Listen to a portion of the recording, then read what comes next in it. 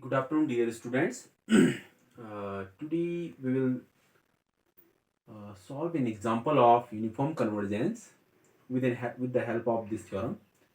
This theorem is very important for understanding the uniform convergence. Uniform convergence के अंदर हमारे पास बहुत सारी थ्योरम है और वन बाय वन हम सारी थ्योरम्स को पढ़ेंगे और उनसे रिलेटेड जो एग्जांपल सॉल्व करेंगे. Basically in this theorem, let S is a subset of R. Okay, this is a set. This S inside the real line, and Fn x is a sequence of function. Clear? This is a sequence of function like f1x, f2x, f3x, and so on.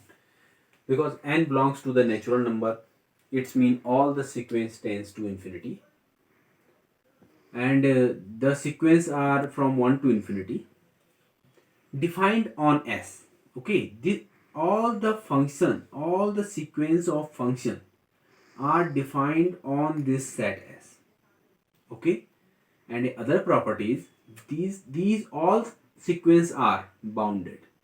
These all sequence of functions are bounded functions. Okay, suppose that we have a function f s to r which is also inside this domain, and all the sequence we know about the limit function.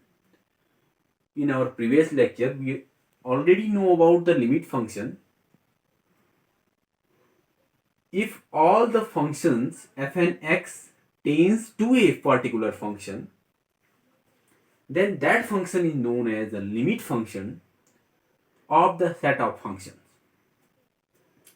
Similarly, suppose that f is such that s to r is a bounded function.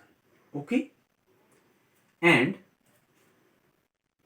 if we want to find the convergence of these functions, then f and x n belongs to natural number converge uniformly to fx if limit n tends to 0, f and x minus fx equal to 0, mod of f and x minus fx equal to 0. This is the theorem, and based on this theorem we will solve an example. Okay. Okay, on the base of this example, this theorem, we can solve an example, and the question is, let f and x, this is a sequence of function, and such that f and x is nx upon 1 plus nx. The question is fx pointwise convergence, and second is f and x uniformly convergent. Okay, and where x belongs to 0 to 1 to infinity. 1 to infinity means the domain, and the domain belongs to 1 to infinity, and it is situated in the real line. Okay, basically for this sequence of function, let us take n equal to 1. This is the first natural number. Then we have f1x equal to x upon 1 plus x. Okay, and similarly when n equal to 2, then f2x equal to x 2x upon 1 plus 2x. Okay, and n equal to 3, this is equal to f3x equal to 3x upon 1 plus 3x. Okay, and similarly we have infinite number of the functions inside this set, and graphically we can understand it the help of an graph. This is the fx function and this is x function, because the interval between 1 to infinity, so we can take 1 at this point and infinite the range of this domain, the range of this term from 1 to infinity.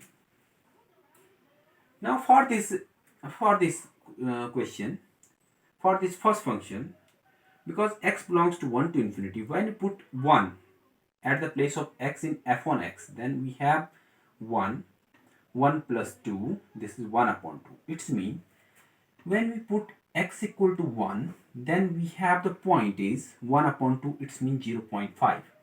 Suppose that this is 1, this is 2, this is suppose that this is 0. 0.1, 0.2, this is 0.3, 0.4, 0.5, 0.6, 0.7 and so on. Okay, when you put x equal to 1, then this is 1 upon 2, it means 0.5. When you put x equal to 1, then this is 0.5. Similarly, when you put x equal to 2, then 2 upon 1 plus 2, 3, 2 upon 3. 2 upon 3 means 0.6. It's mean this is when we put 2, then this point is this here. When you put 3, something here. When you put 4 and something here. When you put an x equal to infinite, when x tends to infinite, okay. If we take x tends to infinite for this function, then the limiting value of this function is limit x tends to infinite, x upon 1 plus x, and this is equal to x. X is common, 1 upon x plus 1, and 1 upon infinite. This is 0, and this is equal to 1. It's mean when we approach all the values of x tends to infinite, then the value of this function approach to 1. It's mean suppose that this is the one point in y-axis, fx, this point is 1, then all this function approach to 1. This is line of 1. Okay, this is line of. Similarly, for second function, if we put x equal to 1, then this is the 2 upon 3. It's mean this point is at the second position, 2 upon 3. Suppose that this is from at 2 upon 3 means 6.66 etc. 0.666. It's mean this point at in the neighborhood of this point, and again this is the graph approach to fx equal to 1. Similarly, the f3x approach to this, and all the graphs are tends to x equal to fx equal to 1. This is the line of fx equal to 1. This is the line of fx equal to 1. In this case, this is the graph of f1x. This is the graph of f2x. This is the graph of f3x, and so on. We have infinite number of graphs between the fx equal to 1 and between the fx equal to 1 and f1x. Okay. In this case, this function is fx equal to 1. Okay, this function is fx equal to 1.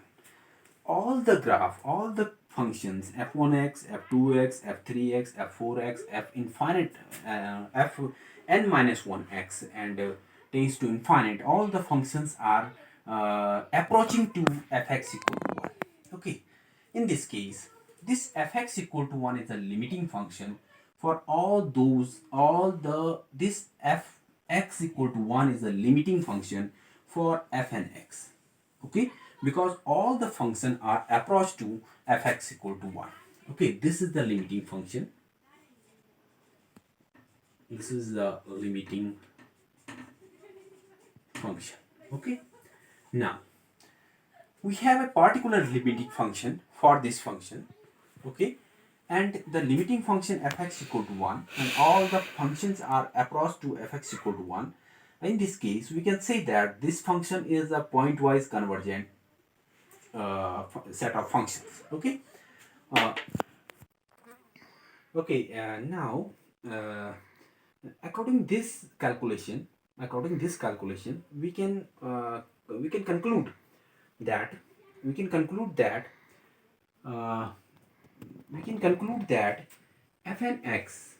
fnx equal to nx upon 1 plus nx tends to 1.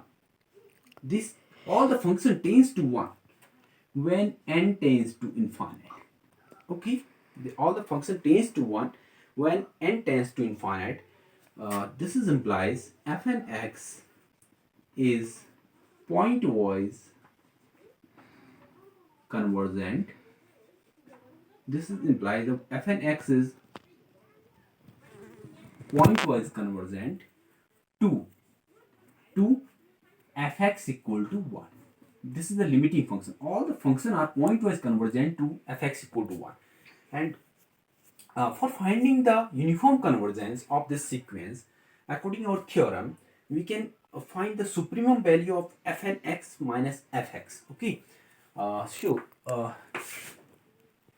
We can find the for finding the uniform convergence of this type sequence, we can find the supremum value of this like f n x minus fx when x tends to infinity, because x is 1 to infinity.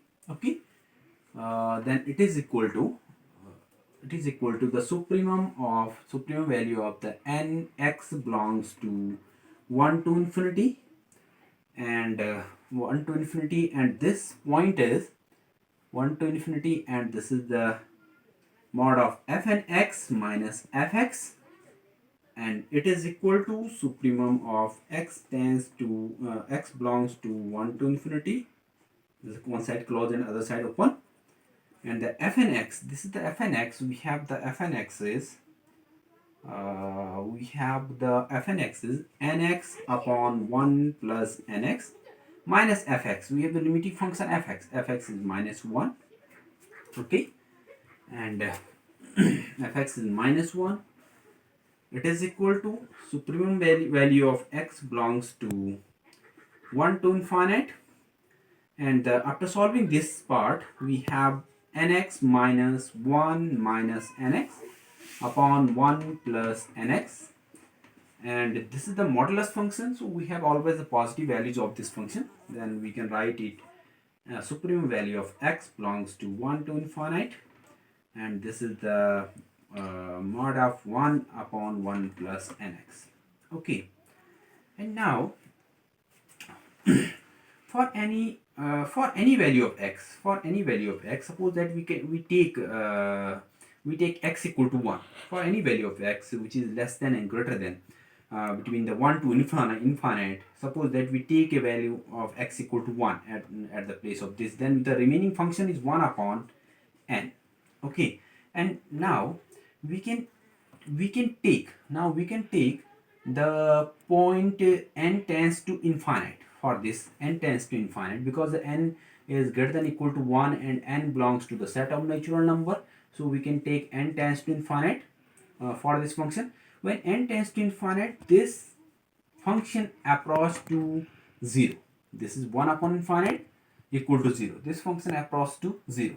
It's mean, according to our theorem, this value tends to 0, and the function is bounded, the domain is bounded, the function is also bounded. This is pointwise convergence. So we can say that f n x is uniformly convergent. We can say that this is implies, you can see that f n x is uniformly convergent